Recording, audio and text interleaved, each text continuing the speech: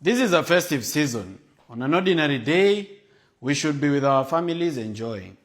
However, in the wake of abductions, ladies and gentlemen, I've thought it wise to leave the comfort of my home and come and teach you about some little tactics of how the government traces you, and also some self-defense tactics against abduction. So we're going to talk about abductions. Now, abductions don't just happen. They begin with what we call trailing. So the abduction will most likely begin with trailing and surveillance.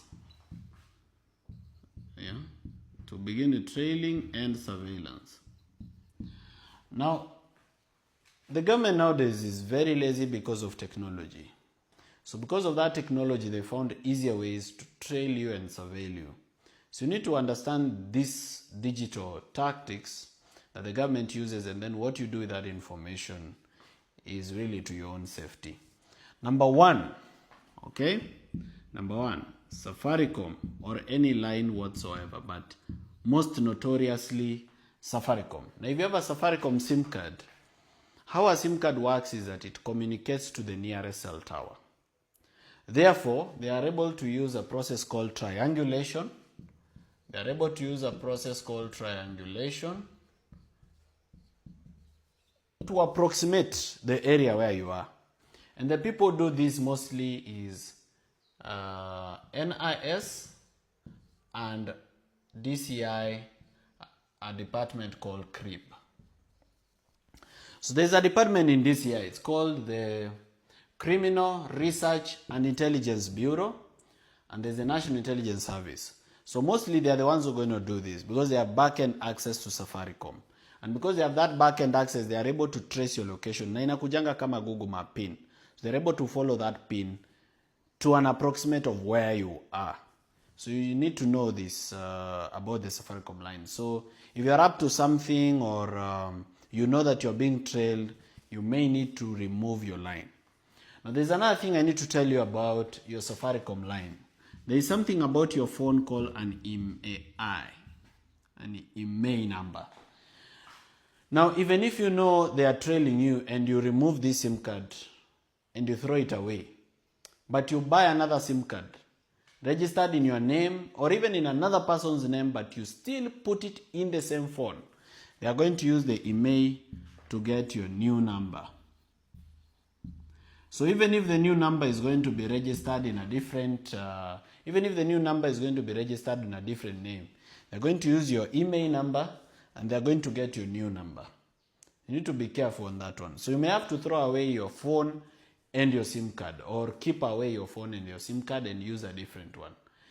Some of you believe that ukiwa na katululu ama kamulika mwizi you cannot be traced. That's very false. That's not true. You can be traced with any device, including katululu. So be aware of that.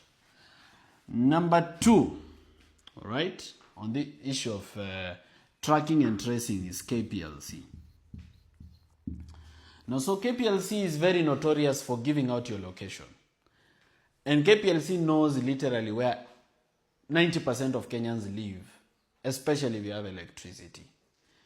How they know is because of your meter number.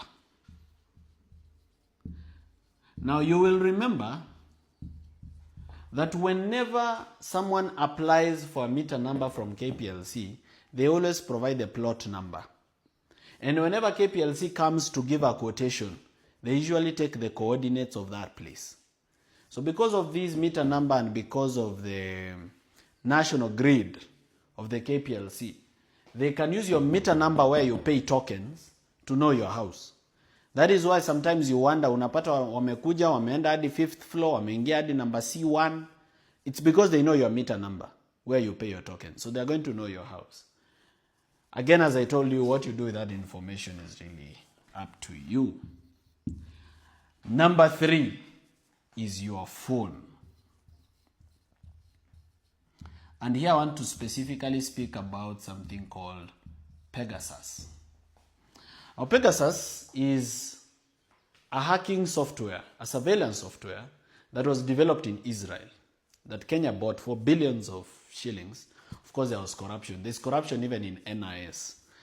And what it does is that it sends a text to your phone. Now, Pegasus, unlike other hacking softwares, they don't have to touch your phone.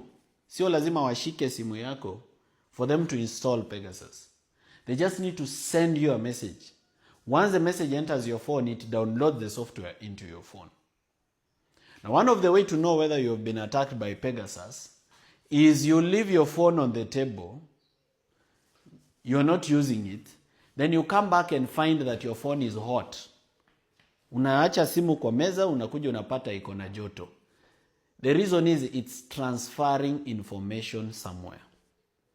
And once Pegasus is in your phone, they can do everything. They can turn on your GPS, they can turn on your Wi-Fi, they can connect to the nearest Wi-Fi, they can read your messages, they can read your WhatsApp, they can check your M-Pesa, they have your contact list.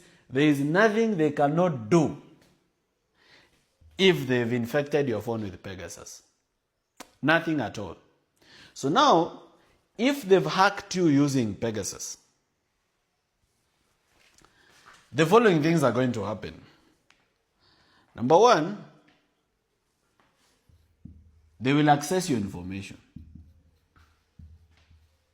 They'll access your data. Everything you do, including calls. Number two, they'll turn on your mic. So there's a microphone in your phone. They'll turn on that mic and listen to you real time. Like as you're talking, they're listening. The third thing they'll do is they'll turn on your camera. So they cannot just listen. They can also take a photo of you or a photo of your surrounding as you're holding your phone. That's what they can do with your phone when they hack it. And as I've told you, they don't have to access your phone.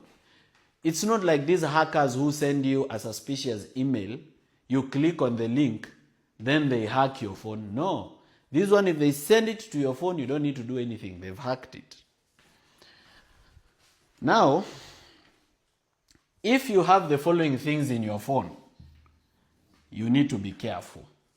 Number one, a loan app. A loan app.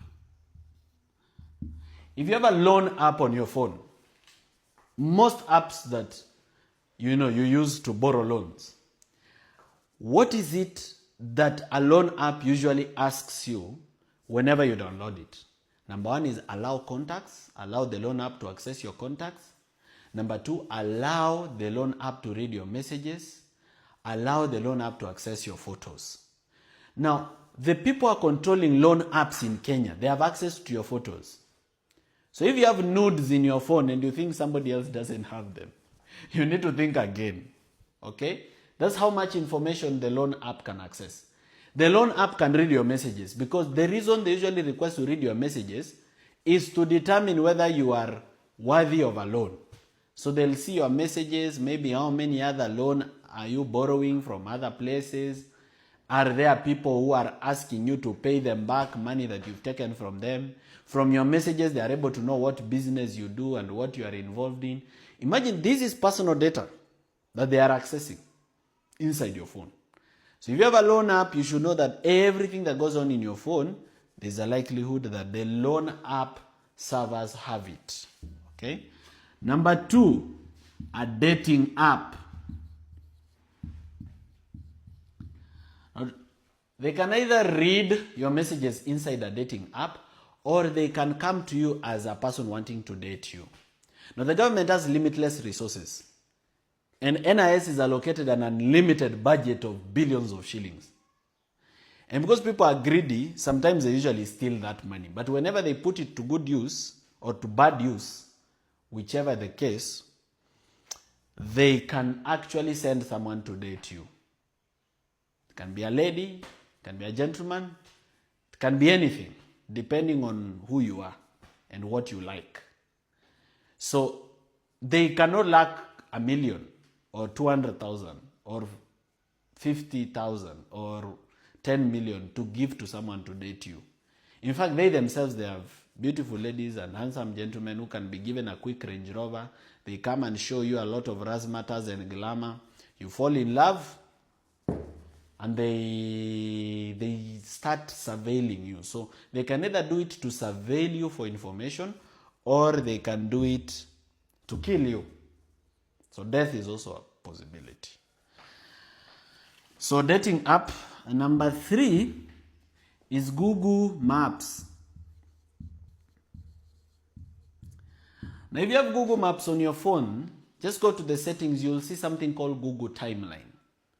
And if your Google Timeline is on, itakuchorea everywhere you've gone with a blue kind of thing. So if this is Google Timeline, it's going to show you everywhere you've been to. Itasema ulitoka hapa, ukakuja Umoja, ukaenda town, ukakuja Donholm, ukakuja West, ukateremka Mombasa Road, Mlolongo. It's going to draw everything. Every day, not just one day. As long as it's on, Google Timeline is drawing everywhere you go every day. So they can access it. They can know where you were on the 11th of November and where you went after that, because of Google Maps. All right. Number 4. I'm now telling you about the kind of apps which, if you have in your phone, they're going to be dangerous. Sometimes they use game apps. So sometimes you may download a game app thinking that you've downloaded an app for a game, but this app is accessing other information around your phone. So it's a game app, yes, but it's also accessing your photos. It's busy accessing your messages. It's busy accessing your calls. In short, your phone is a danger. In fact, let me not just talk about which apps and which is not. Your phone is a walking danger as long as you have it. Okay? Now I see that the iPhone and BlackBerry are a bit safer. Android is most unsafe. iPhone, they keep upgrading their security, so it's a bit safer. But you see, we are Kenyans and the economy is struggling, so not everybody is going to afford an iPhone. So at some point, you may have to switch off your phone. When you're going to important meetings, you may have to leave your phone behind. When you are in important meetings, don't have your phone in the room. Keep your phone outside the room. When you are going to secret places, don't go with your phone. Mimi siendangi Vampire Diaries na simu.